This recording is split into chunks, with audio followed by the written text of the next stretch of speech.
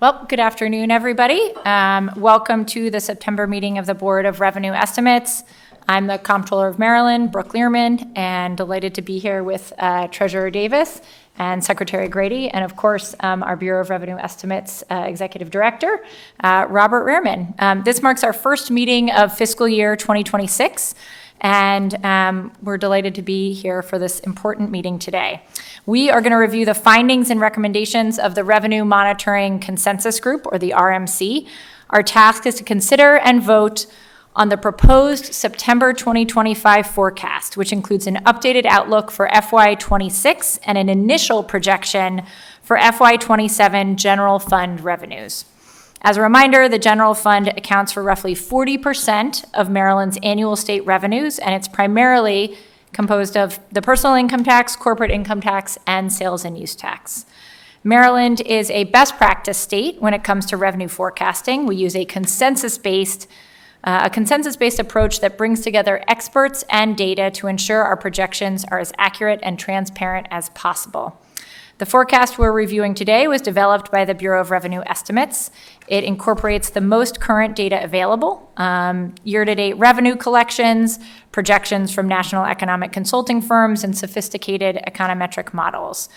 Also important to acknowledge that revenue forecasting is inherently challenging, a little bit of art and science, and the timing and magnitude of economic shifts present ongoing challenges that demand both analytical rigor and prudent judgment.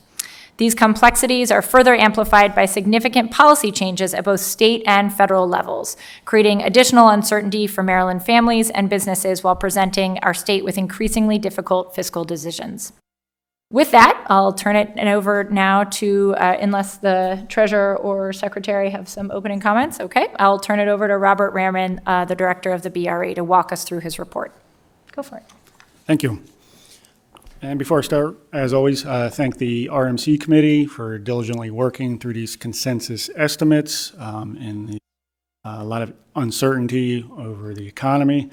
And really give a special shout out to the BRE team. If there's one thing that I can count on, is for them to put the extra work in to get complicated analysis done in a short amount of time, particularly with a very complicated analysis of federal tax legislation within a short amount of time. So thank you. With that, I'll turn to the proposed forecast for fiscal 26. The proposed revision is $26.672 billion. That's a minor adjustment downward of $19.1 million, and that's growth of 3.7% over the prior fiscal year. For fiscal 27, our first proposed estimate for that year is $27.128 billion, and that's growth of 1.7% over the prior year. Now, turning to the summary of the changes, we are in an environment of heightened uncertainty. We have these sustained federal employment losses, and we also have some additional uncertainty on the national economy. We've seen some recent weakening of the national labor market.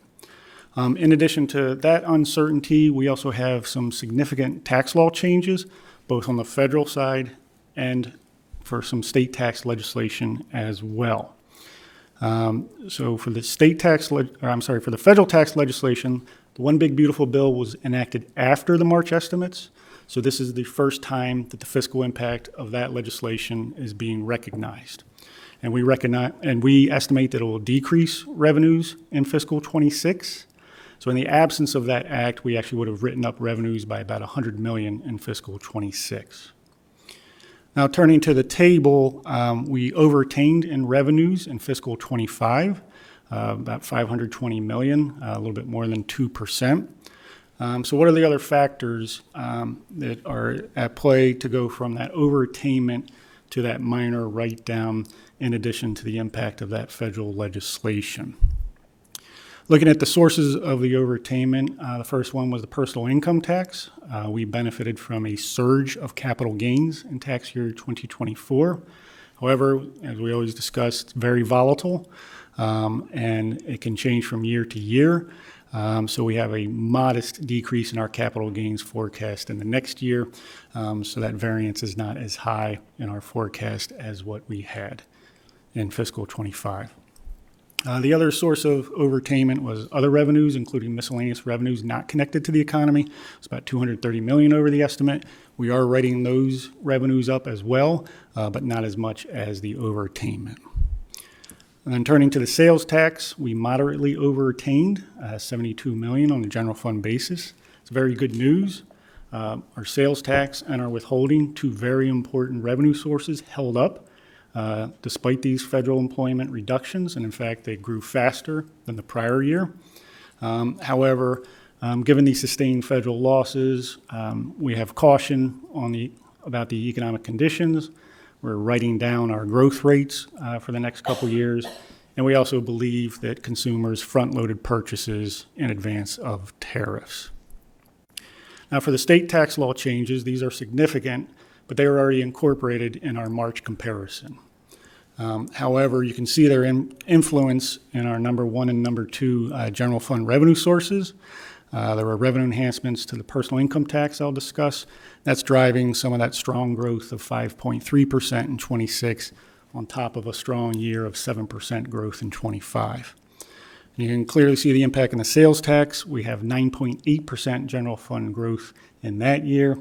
The vast majority of that is the expansion to IT and data services, which I'll discuss later.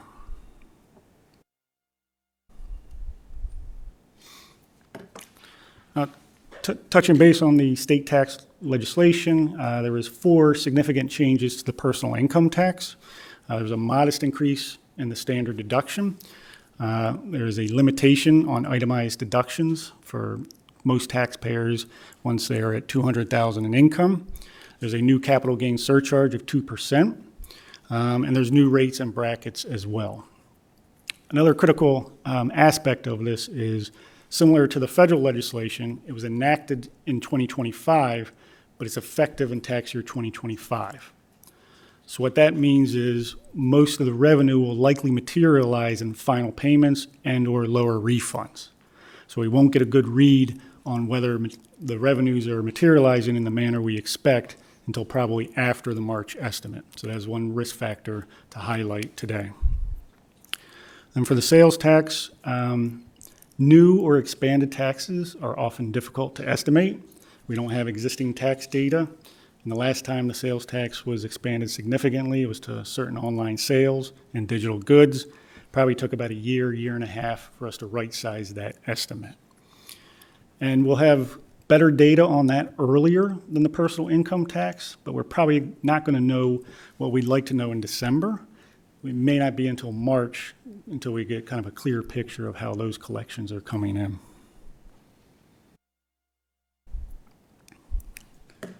Turning to the fiscal impact of the One Big Beautiful Bill, we estimate that it will decrease general fund revenues by about $180 million over '26 and '27. Statute provides for temporary decoupling from any provisions that are estimated to have a large fiscal impact. We determined that we will temporarily decouple from 3 business income tax provisions that blunted the fiscal impact of that legislation. In the absence of temporary decoupling, revenues would have decreased by $200 million more over '26 and '27. That temporary decoupling also allows the legislature and governor time to assess the changes and whether or not to introduce legislation to permanently decouple from those provisions or any of the approximately 100 tax provisions amendments to the IRC that were in that act. Looking at the corporate income tax, it takes the largest hit in '27, but those losses tail off in the out years. It's mainly because these new benefits are an acceleration of deductions that would have otherwise occurred over several years or a longer period of time. In the personal income tax, we estimate there will be a modest decline in '26. That's mainly due to the increase in the SALT deduction from $10,000 to $40,000 for most taxpayers. However, in the out years, we gain revenues. That is because of a sustained pattern of lower itemized deductions on the federal level, and that filters down in a beneficial manner to our state revenues. Now, putting these changes together, the 3 bars here for the state tax law changes. The blue is the sales tax. The orange is the personal income tax. That's the major revenue enhancements that were enacted. Those estimates are based on the fiscal and policy notes from the Department of Legislative Services.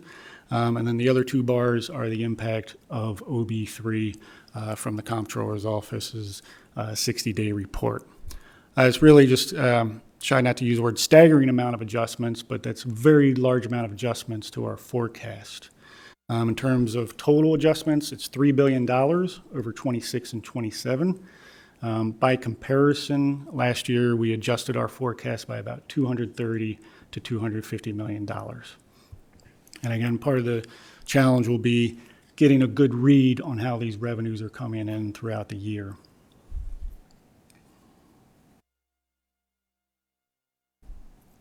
Now, we're carefully monitoring 3 changes in federal policy.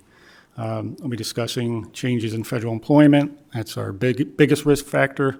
There's also changes to federal immigration policy. We've talked in previous board meetings about the importance of international immigration to Maryland. Maryland has had sustained domestic outmigration, and that international migration has helped offset that domestic outmigration. Now, we're also carefully monitoring the impact of tariffs as well. Now, unlike the impacts of federal employment reductions, Maryland does have a lower direct exposure from tariffs. In terms of our businesses are less interconnected to the international economy, and in this case, fewer exports. However, if this adversely impacts the national economy, it will filter down to Maryland in terms of lower business hiring, perhaps, lower business margins, and then also consumers may also face higher prices.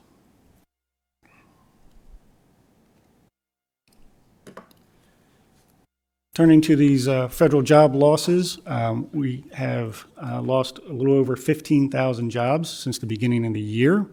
Maryland accounts for about 1 out of every 6 total job losses so far, primarily because most of these losses have been in civilian agencies. And looking at the monthly losses, the orange bars, in 5 out of the last 6 months, we have lost at least 2,500 jobs. So if that is sustained, we would probably have about 25,000 losses at the end of the year. However, that critically does not reflect the deferred resignation program and other voluntary early retirement programs. So that program generally is paying employees up to September 30th. At that point, they will no longer be employees and they will no longer be paid.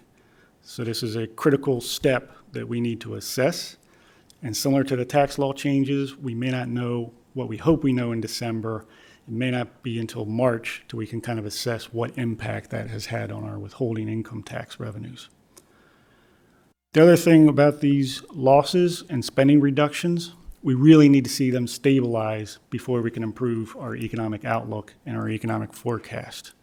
So until we reach that point at which federal employment stabilizes and spending stabilizes, we're going to be cautious on the outlook. Now, we don't know how many Marylanders have signed up for the deferred resignation program, and data is hard to assess still. But the OPM director recently said that federal employment is going to be 300,000 jobs lower at the end of the year than it was in the beginning, and that compares to roughly 100,000 losses so far nationally.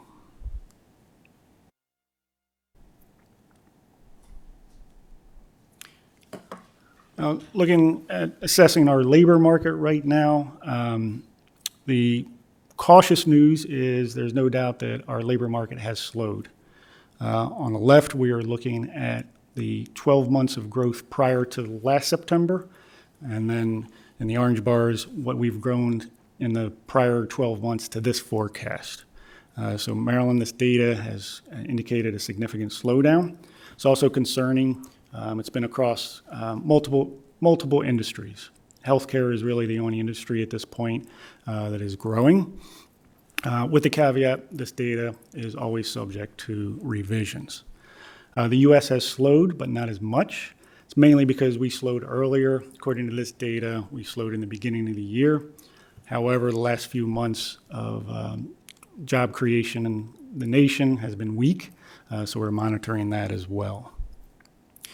Looking at our metropolitan areas, the impact of federal government, spending reductions, areas that are receive more of these funds, have more of these employees, are going to be disproportionately hurt more. And indeed, the Washington metropolitan area has contracted in terms of employment. All of our metro areas, though, are growing slower, and they're either at or near the bottom of labor market expansion compared to all other metropolitan areas in the U.S. The unemployment picture is a little bit better, but you do see a spike in unemployment in the metropolitan area of Washington, albeit from a little bit lower levels from the nation. On the positive side of the labor market, we are not seeing a significant shedding of jobs. We're not seeing a lot of layoffs. This is looking at our private sector layoff notices. This was certainly concerning. In March, we had that initial pulse or surge of layoffs. A lot of these were federal government contractors, specifically those connected to USAID. However, fortunately, unlike the federal employment losses, they did not continue, and they normalized in the months after March. You can see a little bit of an uptick in the last 2 months, but not anything near the level that we experienced in the beginning of the year. UI claims tell a similar story. Initial claims are right at the level that they were last year. Continuing claims have drifted up a little bit since the summer, and that suggests that people are having a harder time finding reemployment if they lose their job. There's been a lot of articles discussing kind of a low hiring, low firing labor market. And then also individuals are just finding it hard to get a job, including recent college graduates. But although we've had a little bit of an increase, it's nowhere near the level that we see in a recession or in the periods that up to a recession. So that's an important point. It's not a significant deterioration in the labor market.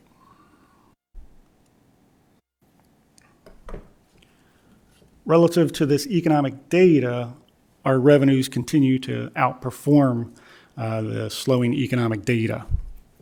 As I mentioned, our withholding and our sales tax continue to grow. And I think there was a similar pattern in the region in both Washington, D.C. and in Virginia. In our case, we took proactive adjustments starting in December. Our critical objective was today for us not to write down revenues by a significant amount because we didn't anticipate any effects, and we've achieved that goal. And similarly, in those states, Virginia closed 500 above their estimates. In D.C., their fiscal year closes in September 30th. They recently raised their revenue estimates because we all also benefited from that surge in capital gains as well. So it was a combination of not a greater than anticipated effect from the federal government and the surge of capital gains that I think helped us all in fiscal 25.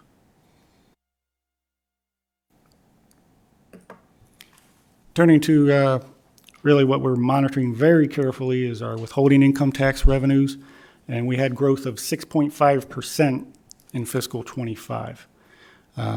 Not only was that a reacceleration, but it was closer to the very high growth rates that we had coming out of the pandemic. So it was closer to that than we think of our benchmark, if you will, 4%. So we had very strong growth. In this forecast, we're taking a similar approach, and we're recognizing year-to-date strength. Tax year 25 is growing by 5.7%. We expect it to grow by 3% the rest of the year. And we're pushing the weakness out into fiscal 26, if you will. Not taking into account law changes, our economic forecast is driving down our withholding forecast by 2 percentage points in tax year 2026.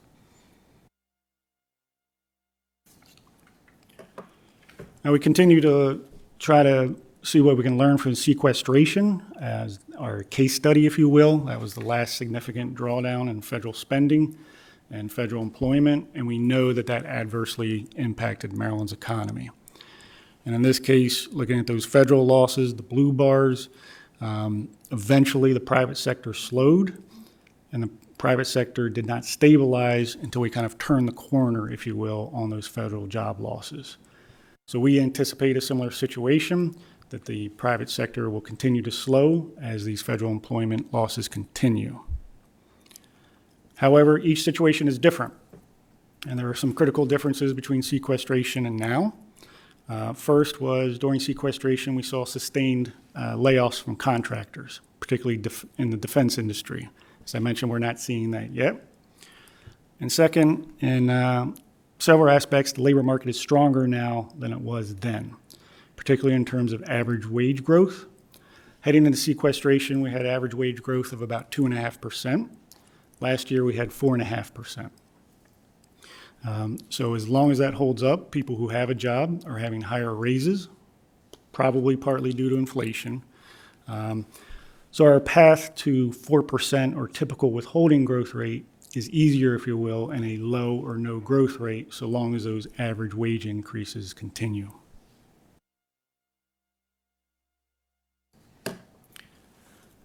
Turning to the sales tax, the blue bars are the general fund growth rate over time. Similar to many of our revenues, kind of what we think of our trend growth rate before the pandemic, the very high growth rates in the recovery afterwards, and particularly for the sales tax, some tepid growth after the pandemic. Part of that was the statutory changes that put additional money into special funds, and it depressed the general fund. However, the growth rates in general were slow. However, in fiscal 25, we did have a nice bounce back.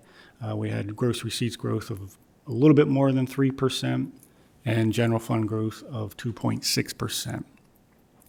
But our base collections, if you will, of 1.8%, we've lowered our expectations, again, due to the softening of the economy and also the potential front loading of purchases with the tariff impacts. But then again, the very high growth rate that is almost entirely due to the expansion to data and IT services. So almost 10% growth in 26. The fiscal analysis assumes some ramp up, so it's still driving some growth in fiscal 27. So again, we'll be monitoring that very carefully to see how collections come in against the assumptions. So kind of thinking about where we've been in terms of our forecasts, we made these adjustments beginning in December, and it got us to the point in September where we're not writing revenues down significantly, and we could even absorb the unanticipated impact of a federal tax law that's causing us to write our revenues down because of that act.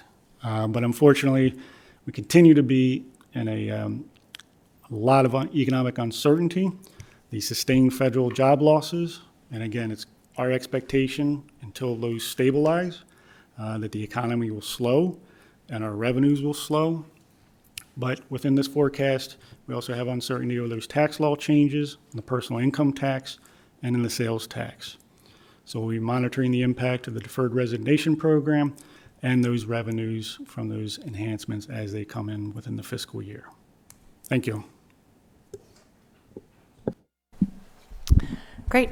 Thank you, Robert, for that presentation. Before I turn it over to Secretary Grady and Treasurer Davis, I just want to make a few key takeaways and comments. So sort of synopsis takeaways. As Director Lierman said, the forecast remains relatively unchanged with a slight write-down of $19.1 million. And I want to note that this actually feels like a big win for us. But for OB3, we would be writing up our revenues. And if you think about where we were earlier this year, in February and March, we were very concerned about where things would be today in September. There were even discussions about the need for a special session if things really deteriorated. And we are not there, which is good. These are very serious times and serious meetings, but I think it's important to note that our revenue estimates in March were incredibly sound, and we took the right tack in ensuring that we were being fiscally prudent as we moved forward. The board has forecast total general fund revenues of $26.67 billion in FY26, which is a growth of 3.7% over the FY25 actual revenue, and $27.13 billion in FY27, an increase of 1.7%. Today's revenue forecast, particularly for personal income tax collections, really does remain largely consistent with the projections that we shared in March. And as we noted in the FY25 closeout report, recent federal policy changes did not significantly impact last fiscal year's revenues, which is a good thing for us. Of course, we also have to stress that there's no question that we will see the effects of federal policy changes, job reductions, and spending cuts. The question is when those effects will materialize and the degree of the impact. Economists and policymakers are presented with many moving parts and multiple points of uncertainty as they prepare for another potentially difficult budget cycle. So 3 things that I want to talk about before I turn it over. One is the 60-day report. This was released earlier this month by the Bureau of Revenue Estimates and identified provisions that directly affect Maryland's personal and corporate income tax revenues and where the state will decouple from federal provisions that will have a revenue impact of $5 million or more. The provisions in the OB3 are expected to result in a reduction of $117.9 million during FY26 and $71.4 million during FY27. So we, as an agency at the Office of the Comptroller, will decouple from 3 provisions that meet that $5 million threshold. The research and experimental expenses, a new qualified production property depreciation, and modifications to the business interest deduction limitation. But then it is up to the Maryland General Assembly whether they want us to decouple beyond tax year 2025, which would require legislative action. The second thing I want to note is how many different ways what's happening at the federal level affects Maryland right now. First, there's the job losses. We have seen 15,000 jobs lost since the Trump administration took office. We are, of course, trying to stop that bleeding. I joined the Attorney General and many others in asking the USDA to reconsider the closure of the Agricultural Research Center headquartered in Prince George's County. If they moved that, it could mean a loss of more than 800 jobs, more than $100 million in wages. So there's just, frankly, the job losses. Second, there's the deferred resignation. As Robert explained, folks who took that fork in the road offer for the deferred resignation at the end of September, we don't know that they've taken it, and we don't know how many of them did take that option. Many of them may have already succeeded in finding other jobs. Some of those individuals may be retiring, and we don't know exactly when that data will show up in our revenues, but it doesn't show up yet. And then finally, a threat to what is happening at the federal level also threatens us, our labor force, our revenues, and our economic performance regarding the administration's actions on immigration. So in our State of the Economy brief on immigration last year, we found that immigrants make up almost 17% of our state and 21% of our labor force participation rate, which is a significantly higher participation rate than U.S.-born Marylanders.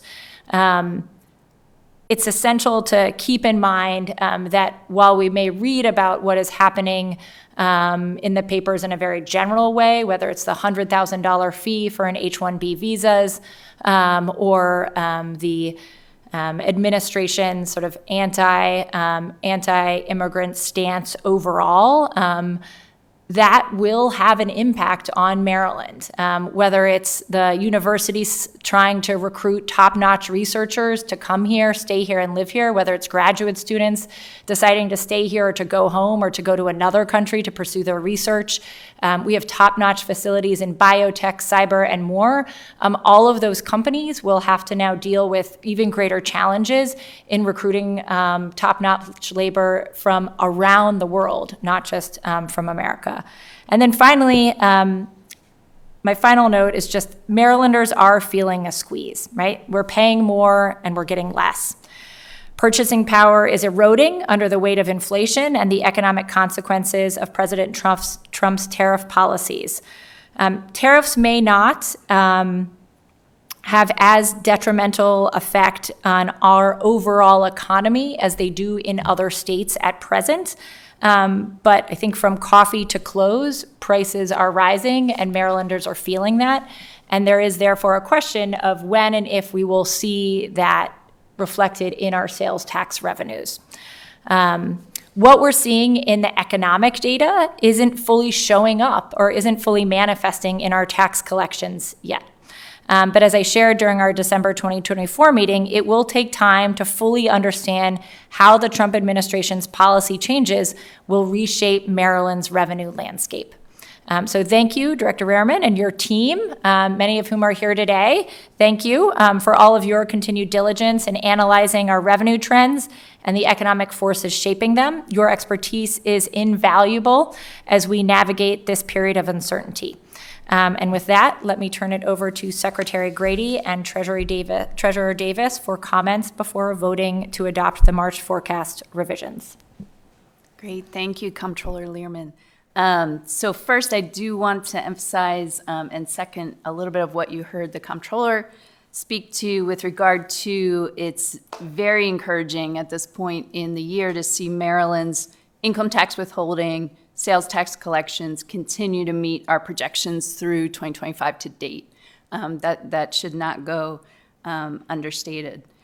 Second, just want to share a little bit of context about how the administration is thinking about these impacts and these factors as we begin in a very concerted way our work on the fiscal 27 state budget. So the administration will be working closely with our colleagues in the room and across our partner agencies to monitor in particular the further impacts to our economy and to state revenues from three factors in particular. The first one being, as the Comptroller discussed as well, the remaining federal layoffs as they take hold this fall. We'll be working very closely across state agencies and our partners here in the room and at the BRE to be monitoring those impacts and those trends as we begin to see more of these federal employees separating from federal employment this fall.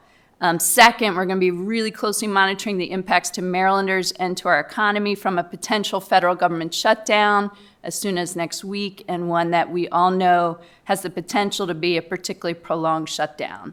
And then third, we're closely monitoring and analyzing alongside our agencies and other experts in state government the impact from changes to Medicaid and SNAP benefits approved by Congress and the Trump administration this summer, along with the expiration of the healthcare premium tax credits, which were also allowed to expire in the legislation that passed this summer, the impact from those changes on Marylanders and on our broader economy. These are, it goes without saying, these are incredibly uncertain times for Marylanders who rely on federal employment and who rely on these federal benefits, as well as for our broader state economy and state budget. Just for a little bit of context, I think we are very fortunate in that the administration and the legislature approved a state budget for fiscal 26, current year, that left significant cash reserves. And those cash reserves have now been bolstered further with our positive year-end results from fiscal 2025. Together, the general fund cash balance and the rainy day fund represent about 10% of general fund revenue in reserve, which positions the state well to navigate the uncertainty that we're describing for the months ahead. That said, there will be very difficult decisions for the fiscal 27 budget as we navigate these new federal changes. It goes without saying that Maryland has a long bipartisan history of gubernatorial administrations and general assemblies taking action to manage the budget when necessary. We've seen that clearly evidenced over the last 2 years, and Maryland is well served by its financial management processes and policies that provide guardrails and early warning systems, including this Board of Revenue estimates. The Moore-Miller administration has prioritized financial responsibility since day one, as exhibited by the many hard choices reflected in the current budget, and will continue to do so. And we're fortunate to have consistent and reliable partners in the presiding officers, the budget chairs, the comptroller, and the treasurer. On a personal note, with this being my final BRE meeting, I want to thank Robert and the BRE staff, as well as our colleagues on the Revenue Monitoring Committee, for their diligent work on this forecast and for their true collaboration with myself and the DBM team over these 3 years that I've had the pleasure of working with them. I also want to thank the Comptroller and the Treasurer for their collegial partnership, as we have tackled so many challenges together over these past nearly 3 years, that a partnership that I know will continue strong with my successor. Thank you. Well, let me start on that note. Madam Secretary, it's been an honor to work with you. Myself and the Comptroller, we've had the privilege to serve with you on a number of different, boards and so forth, and your professionalism and just the way you go about your business is truly admirable, and congratulations on your future endeavors. Mr. Lierman and Madam Comptroller and Madam Secretary, they pretty much have outlined the situation in Maryland, so there's no need for me to restate what's been stated. So I get to complain then. I can skip the analysis and go straight. First of all, let me start by thanking, again, everyone for all of their hard work. I know the decisions made by the House and Senate, by the governor, you, Madam Secretary, Madam Comptroller, those are not easy decisions to make. No one wants to raise taxes. And when revenue enhancements, revenue measures are made, they're not going into our pockets. Every dollar raised is being put back into Maryland's economy, and somebody's program or somebody's whatever, so it's getting funded. Everything that we do is benefiting someone in the state of Maryland, if not everyone in the state of Maryland. So we do those things because we have a standard. We have a way of living, a way of life that we want to put forth, and that I believe our citizens expect. And so making these decisions are not easy. Obviously, we're all very pleased and grateful that the FY25 projections have come in above, at or above the estimates. We're pleased with that, but as was noted earlier, there's a lot of uncertainty. And it's kind of strange. It feels like I'm here, we all are pretty much saying the same thing every year. You remember last year, for those of you who were here, and we were talking about, and I think I was griping about a potential government shutdown, and I said, don't worry, we'll be back here next year saying the same thing. Yeah. And here we are next year saying the same thing, and let me go on record because I like being right, we'll be here next year saying the same thing. When you look at the job losses, the tariffs, the budget cuts, the trade policies, all of those are federal actions that adversely impact Maryland. We bear the responsibility for making it work for our citizens anyway,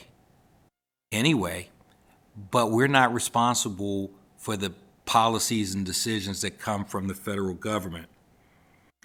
Nevertheless, we're still meeting our obligations. For those who are concerned about our AAA bond rating or our bond rating, we're still meeting those obligations. We're still paying our bills. We're still making Maryland work. We're still a good investment, I guess is what I'm trying to say. Maryland, no matter the circumstances, we're still a good investment, and we will continue to do so. So I'll just close it out by saying, for me anyway, that our financial position remains strong and stable. We've made adjustments with the benefit of solid institutional footing and are well prepared to navigate this period of uncertainty. And we do it because we work as a team. We work as one Maryland. So thank you all for listening to an old man ramble, and we'll do this again, I'm sure, real soon, and I'll just use the same notes and repeat the same thing because it'll be the same thing. But we'll keep doing our jobs. So thank you very much. Thank you. And Secretary Grady, it won't be the same without you. From BRE, to the pension board, to several other places. It's just been such an honor to get to work with you and learn from you. So thank you. Yeah. And now, is there a motion to adopt the September forecast? Is there a second? Second. Okay. Thank you so much. The September forecast is adopted, and that adjourns the meeting today. Have a great afternoon, everyone.